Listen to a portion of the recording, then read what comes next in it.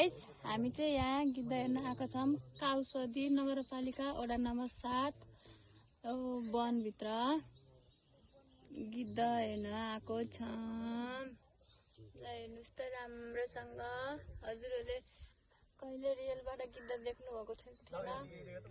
मैले चाहिँ रियलमा कहिले नि गिद्ध देखेको थिएन। फोटोहरूमा चाहिँ गिद्ध देखेको थिएँ। आज मैले रियलमै देख्न पाएँ।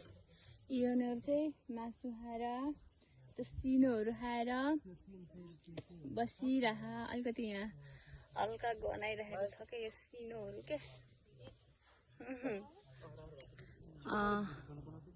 हेर्नु न कस्तो मजाले बसिरहेको नडराएको के।